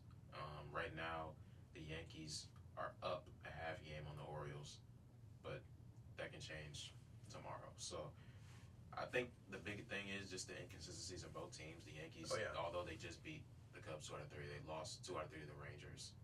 And they actually Clay Holmes, he lost his closer spot officially for the short term is what they said. But and the Orioles still, like, the offense just hasn't hit that wave again. And we talked about their injuries to the rotation. So who do we think is going to win that division? Yeah, I don't really have any confidence in either of these teams when it comes to the postseason anymore. I mean, they've really cooled off in the second half. It's been very much a mid-off to figure out who's going to win this division. I mean, again, we'll just play the schedule game. Orioles have Boston, Detroit, who's hot right now. Tigers, and then Detroit again at home. And they go at Yankees, at Twins. That's not the most inviting schedule. And then let me pull up the Yankees real quick. This is great podcasting. They get the Royals. I got Yankees up. They get the Royals at home this week, Boston at home, then Seattle. The Yankees schedule is very much more feasible in terms of just collecting wins. Again, that doesn't mean I necessarily think the Yankees are better than the Orioles, but we're talking who's going to win the division here. I think the Yankees are definitely better set up for it. But again, I just want to reiterate this. I'm not buying either of these teams in the postseason right now. Yeah. Nope, same boat. But when you have a series left against the A's, you have one against the Pirates. Pirates are not horrible, but they're not a good team, and the A's are just... A's aren't bad either. I think they had a pretty good record since the second half. Their offense is really good. Shout out Brent Rooker and Lawrence Butler. Which I can't believe Brent Rooker hasn't gotten traded yet. They operate differently, but I don't know what they're doing. Give it the offseason. Yeah, maybe they're wanting him to become the face of the franchise in Las Vegas or something. I don't know. All right, next we got the Royals hunting down the Cleveland Guardians. The Royals, I don't know how they're doing it, especially after late last week's news, or 2 weeks ago, when they lost Vinny Pasquantino, their first baseman. How the Royals have been staying afloat all year is when you look at their lineup, it's kind of top-heavy. The rotation has been great all year with Seth Lugo and Cole Reagans, but they've hit with runners in scoring position. The Guardians have kind of been falling. You feel like they're going to break at some point. Do we think the Royals are going to catch them? Ryan, I know you bought some Royal stock earlier, so what do we have in the AL Central? Yeah, I did buy Royal stock earlier. I mean, I'm pulling up their schedule right now. Here we are. But I did pick them last week to win the division, I'm pretty sure. Or if it wasn't last week, it was the week before. But you know how baseball is. Baseball can be really, really volatile. I mean, now, their schedule's not bad. Pirates, Tigers, Giants, Nationals. Then they finish with the Braves. I mean... That's a lot of wins, in my opinion. Yeah, that is a lot of wins. Should be. So, we'll see. Them and the Guardians have pretty comparable schedules in terms of toughness toward the end of the year. Yeah. Again, I think the Royals are a better team. Don't know that I would say that they're going to win the division, but I do think they're the better team.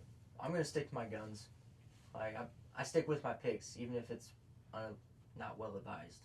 Royals, still. Finally, another AL Central team, but we're going to skip the Twins. We're going to go to the Tigers, who are the next closest team to being out of that last third AL wildcard spot. They're only 3.5 back, tied with the Mariners, but that just shows you how far the Mariners fell and how high the Tigers climbed. So they're 73 and 71. A lot of young players in that lineup that are doing it. They have the AL Cy Young and Terry School. Bullpen is okay. I mean, I don't really know how they've done it. I guess you guys will play the schedule game again in terms of how they looking if they have a chance. That last wildcard spot is the Twins, who they'll have to jump. But the Twins are failing a little bit in terms of offense. Still haven't gotten their guys back in injury. We talked about Buxton, Royce Lewis, and Carlos Correa, but do the Tigers have a chance? Is this what they do? They traded Jack Flaherty at the deadline, and now imagine if they would have kept him. Yeah, I mean, I do think they have a chance, and it's more of a Twins collapse thing than it is a Tigers being great thing for me, and they have been great lately. So I don't think it's too far fetched to say the Tigers could sneak into that sixth spot. I'll tell you this: I would rather watch them play than the half of a Twins team that would be there if they make it. But yeah, I'll lean Twins here, but I do think it's a distinct possibility the Tigers make a run with how well these young players, especially on the offensive side, are finally starting to figure it out a little bit. Tigers got to make a heck of a run. They're 3.5 games back. I mean, you got to win a lot of games to overtake. I mean, the Twins, they could go on a slide, because imagine that, the Twins not being healthy. Who could have thought that? Right. But I'm still sticking with the Twins to get that wild card spot. I mean, Tigers really got to turn it on if they're going to make that. All right, the next final question I'm going to pose is when we look at the teams in the hunt and contenders, we talked about it, how the MLB is kind of balanced right now. There's no supreme top dog. We have concerns with basically each contender. Who do we think has the best chance to go on a run? You can call it D-backs-esque from last year, but just any team that we think has not necessarily like, you won't say the Dodgers or anything like that, but who do we think has the best chance to, make it to the World Series or even win it? So we can't give we can't say the Dodgers. You're talking more or less maybe. I guess you could say the Dodgers, but they are as constructed they're made to go to the World Series every year. So I think all these other teams, like Dodgers maybe and Phillies, of course, probably I would say, but any of the AL teams you don't have that's a standout in this. Is it going to be Houston again? Is that what it's going to be? That's what I think it's going to be. Honestly, the more that this year goes on, the more I start to realize, I think the Houston. They just got Kyle Tucker back, bro. They haven't got Kyle Tucker back for the last 2 months. So. It is kind of scary how bad the American League seems like it's fallen off, particularly at the top. Kidding. Yeah, and so really there, I probably would pick the Astros, honestly, as much as I hate to say it, but do we have any confidence in the Yankees? No. Do we have any confidence in the Guardians? No. Do we have any confidence in the Orioles? No. The Royals, maybe. Is Vinny P confirmed out for the season? Because I saw he's only on the 10-day IL. I think it was they would have to go deep in the playoffs for him to come back. So first couple rounds he wouldn't be. Right. So the Royals, again, they just lost one of their best hitters. Yeah. The Astros, man, they're getting healthy at the right time. They're playing well at the right time. I hate to say it, really hate to say it, but I feel like they're the most feasible option right now. Yeah, I hate the Astros. I do too. So I do much. too, man. I don't hate them, but I don't have any feelings necessarily towards them. The cheating stuff, that was years ago. I get careless about that at this point. And hey, man, they're a good organization. So. Yeah, extremely well run. I mean, to just stay on top like they have this. If they made the World Series this year, that'd be 6 appearances in 8 years or something? They made 7 straight ALCSs. That's unbelievable. Preposterous. Even just considering where they were earlier in this season too. I mean, it was really, they were down in the depths, very, very bad. Yeah. The Cubs even swept them earlier in the year. It's crazy how far that they've come. And again, it just shows the health of their organization, their culture. Whether or not you love them or hate them, they're good and they've stayed on top. So, I think in terms of last year's D-back teams, the Padres, they I think are my team that we're if they go on a run, they are built. I mean, their bullpen, the pieces they added, the lineup is really deep. Jackson Merrill did just get hurt, but Tatis just came back. The rotation is getting healthy. Musgrove and Darvish just got back. I mean, I think the Padres, I wouldn't be surprised if they're in the World Series. And I'll just say this right now. The top 6 in the National League, maybe not the Mets or Braves. I don't know. They seem a little bit more volatile to me, but particularly those top 5 teams, I could see any of them coming out of the National League, and none of them, if they won the World Series, would shock me at all. I would be pretty shocked if the Brewers won. I can't. See, you know what? I'm glad you said that because, and this is just a Chicago sports fan conspiracy thing, but it would be the most Chicago sports thing ever for the Brewers to lose Craig Counsell, for him to manage the Cubs, and then the Brewers go on a run in the postseason. I may predict it depending on how the rest of the season unfolds. Yeah. I'm extremely high on this Brewers team, and it's evolved over the year because I've just been telling myself, no, they're not actually this good. But we've been doing this song and dance for so many years now. Yeah. And now that Council is gone, I mean, I don't think it's made them better. Like, I don't think they're a better team because of it, but clearly I think their roster really got better this year, especially from a lineup standpoint. They steal a lot of bags. They hit a lot of bombs. Willie Adames hits a 3-run homer every single game. I heard a crazy stat on that the other day, by the way. It's outrageous. So, yeah, I'm actually pretty high on this Brewers team. I'm not going to say I'm going to predict them to go to the World Series, because I do think the Dodgers are just insane. But, yeah. I have a weird feeling about this Brewers team. Shout out Jackson Chourio too. He's only Shout 20 out. years old. He's really coming into his high own. in rookie here. So. Yeah, I wanted to have a hot take here and be like, oh, Padres, but then you kind of stole my thunder there. Yeah. Padres, this could finally be their year. Like, the Dodgers are amazing, but the Dodgers, once they get into the postseason, are a different team. Exactly. That's true. Phillies can go cold. And when the Phillies are cold, they're a bad team. Because it's not like one guy that goes cold. It's like their whole They all lineup do. just out of nowhere. You're like, oh, okay, here we Because go. they're all power hitters. That's, yeah. Pretty much all power hitters. Yeah, which Outside of Stott, really. Schwarber has been. which fills seats, wins games, can't win a World Series. I don't know. We'll have to wait and see. I like the Padres this year. I think that this is kind of their time. There's just enough parity and instability at the top of the NL that if they're going to break through and make it, this is going to be their year. Yeah, you could take your pick in the National League. That's all for baseball this week. We'll be back next week with 2 weeks left in the season. Let's get into some dog treats, boys. Some dog treats. Dogs love treats.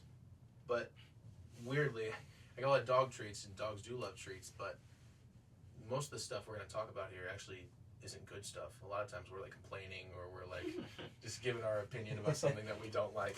And I'll go ahead and lead us off with this.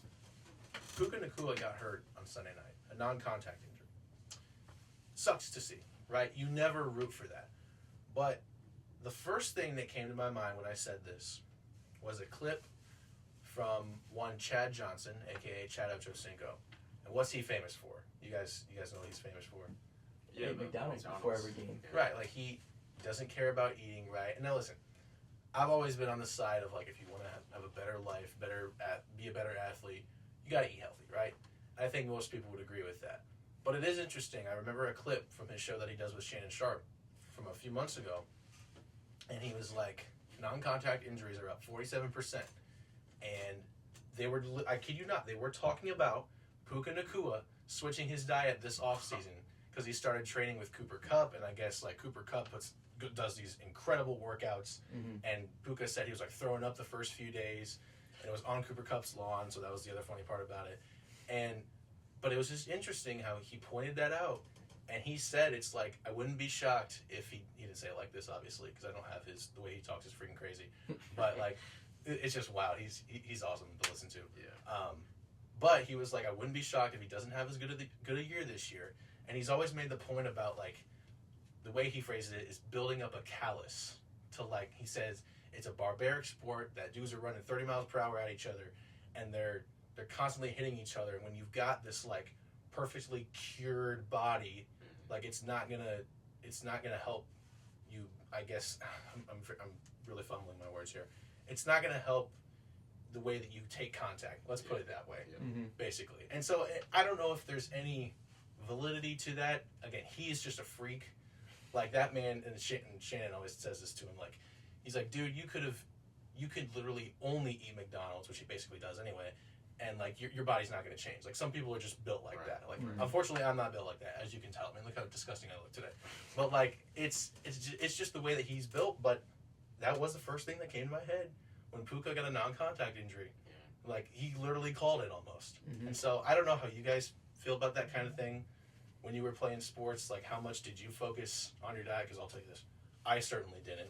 I wish I kind of would have, but I certainly didn't. I think it's so hard, especially when you're younger, to build those habits of eating right, because your metabolism is slower as a child, and like I eat McDonald's and drink sodas all day, and I can go out and drop 300 or whatever, 300 yards or whatever in my game. So I think it has to be specific to who you are. So like if your body can handle you eating not so great every once in a while, but you can still perform, that's fine. I always love this saying that you can't tear fat. So I think that's kind of where Ocho's going with that, to where like, hey man, if you're all muscly and stuff, of course you're gonna tear your muscles. So it's interesting. Obviously, like the doctors and stuff don't really support that, but hey man, we are seeing a lot of non-contact injuries, and with modern medicine, I think it'll be interesting to see and dive into to what is really the cause of all that. And there are two things outside of what Chad was talking about that I do think lean into that. I think the amount of turf fields leans into that, because We'll talk about that. We're getting there.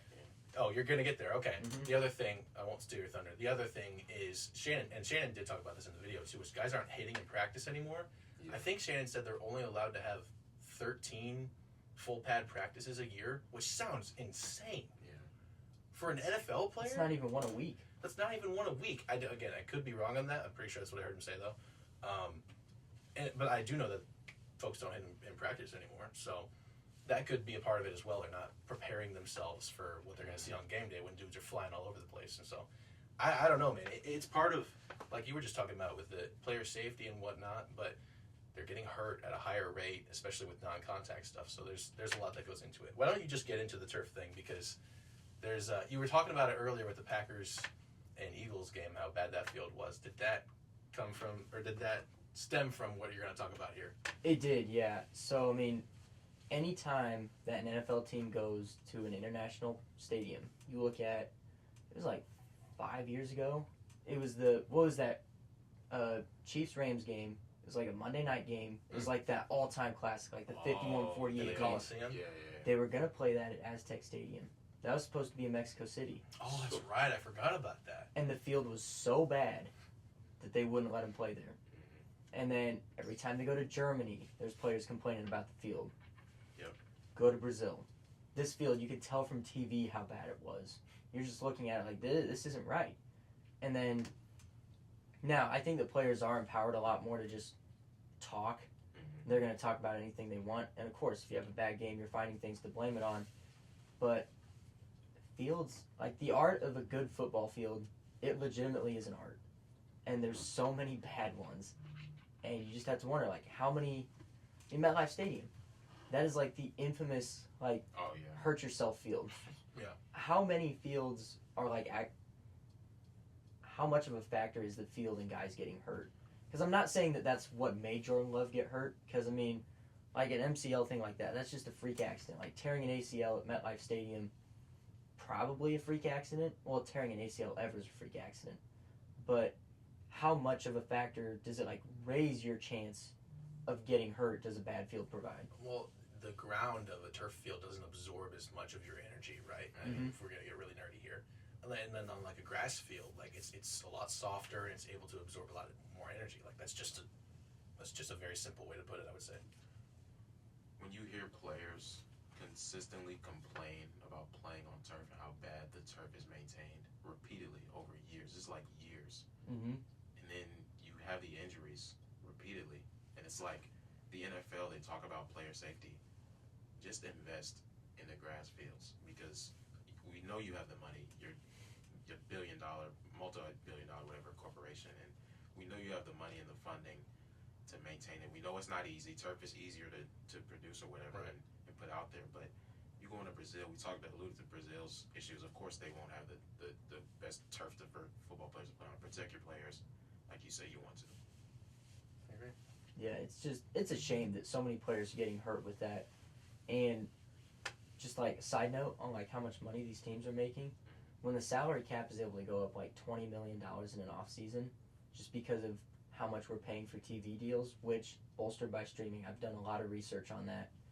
Like, the dawn of streaming has been such a good thing for like the NFL, the NBA, because you have to buy those subscriptions and you have to buy so many that there's different providers signed on for different games, more money. It's so frustrating that they can't fix that, because like if you're selling this big of a product, don't you want your best sellers on the field? So that's my little rant about fields. I'm right there with you. Howard? All right, so I thought of this one a couple of days ago, because when football comes back, Sundays are like, that can be a do or die day for me because football losses, when the Seahawks lose, man, especially when it's a game that I feel that they should win, it really ruins my mood. And I'll say, in terms of like baseball and the Cardinals last season, 2023, really like that like made me emotionless almost to losses to where like I don't take the same impact as all. But football, one game a week, you lose that game and it's like, bro, my mood is ruined for the next 24 hours or whatever. So, but also in terms of ugly wins, we had an ugly win yesterday, which I think was heightened a little bit from our second half performance. But even when you take an ugly win where it's like, I'll take it, but man, we definitely could have lost that game. Going forward, we'll probably lose games if we keep playing like this. How do you guys handle losses from your teams in terms of the differences from football and whatever other sports, but also even ugly wins to where you're like, I'll take it, but like, man, that was not pretty to watch. Poorly is how I handle them, especially football. I mean, Yeah. I'm right there with you. Football is just one that it just crushes your spirit. And I usually don't get angry. I'm just like, oh my gosh, how did that happen again? Especially Packers 49ers. Like, that one's just the main killer. But, I mean, basketball. Like, for example, like an SIU game. If we lose at home, it's like, oh, dang it. Yeah. Then you go home and you forget. Yeah, Like, you literally for sure. forget an hour later. For sure. And so, football, it just, I don't know what it is. I think it just taps into, like, a deeper part of your mind or something. And it just takes a hold. I think it's the one game a week, bro. I really do think that's it's what I was It about has to to say, be yeah. the one game a week. I mean, but even college football, I don't get like that. Yeah. Like, maybe it's because I'm just not as invested as I am in like an NFL team. Yeah, But yeah. Who's your college team? Illinois. See, the fact that I didn't even know that shows that you're clearly not as invested as you are Big in win, NFL. too. Yeah, I beat know. Kansas. They did beat Kansas. I was going to talk about that. I forgot to. But now for me, it depends on the team. So like I'm not from Chicago, but I root for all the Chicago sports teams. And then obviously for college, I grew up an Ohio State guy, and I still do watch him and root for him. So like I've always told people, like, if I didn't have Ohio State, I don't even know if I'd be a sports fan. How bad Chicago sports have treated me over the years, man. I mean, I really don't know, and that's probably a little extreme because everyone around me was into sports and whatnot. But like yesterday during the Bears game, you were talking about like coming back and getting an ugly win, which is exactly what the Bears got yesterday. When they were down 17-0 to the Titans, I was just emotionless. I'm like, we've seen this before. This is the Bears. This is what we do. So I wasn't even really all that mad. Yeah. And then maybe, and when the season goes on, if we start winning some more games here, I'll get a little bit more emotional if we lose. But like, I just don't. With the Bears, I just have us losing just makes me numb at this point. Now, conversely, if Ohio State football were to lose next week to Marshall, holy crap. Like when they lost to Georgia a couple of years ago in that Stroud game, I still think about that game probably 5 or 6 times a week. Oh my gosh. No, dude. I don't want to get into the details. If you want to know my reaction to that game, watch a couple years ago Inside Sports Podcast and know what happened there. But because I was very downtrodden, because with that one, just a little bit of context and then I'll move on, was just we weren't expected to win that game. The fact that we go up by 14 twice in that game and still lose, and we would have beaten the crap out of TCU next week. I know we would have. Mm-hmm. It's just one of those like, but that's really the only kind of game that gets me like that. Like, it's just championship games. If it's a regular season loss, like we lost to Virginia Tech back in 2014, and I wasn't really all that mad about it. We lost to Oregon a few years ago. Wasn't really all that mad about it. So, for me, my care factor in terms of how much I care about a loss and how much it affects me just depends on when the game is, who it's against. It's very dependent on a lot of different things. I know it's a very boring answer, but like, no, that's just what it is for me. That's interesting how you point out like the past of your team, like, and how that affected like the Bears. Like, they haven't been great. No, so, like, I've never seen them be good. Yeah. Like, for a long stretch of time. Like, they've had pop-up seasons every once in a while. Yeah. But like, no, they suck. I mean, we lost to the Broncos yesterday, bro. Like you text me, how did you get 2 safeties? Or you text the group chat, how did you get 2 safeties in the game? I was like, bro, like I'm getting hot over here. Like, what are you guys doing? Like, I was like you said, they played better as the game went on. It dampened that early game feeling, but yeah. If you're listening on Spotify, please be sure to check out the new YouTube channel at Inside Sports. Shout out to editor Will. Hope you had a good time editing this first pod. We really, really appreciate you doing this for us. For Howard Woodard, for Ryan Greaser, this is Jordan Cruz saying so long. We'll see you next week. Go Dogs. Go Dogs. Go Dogs.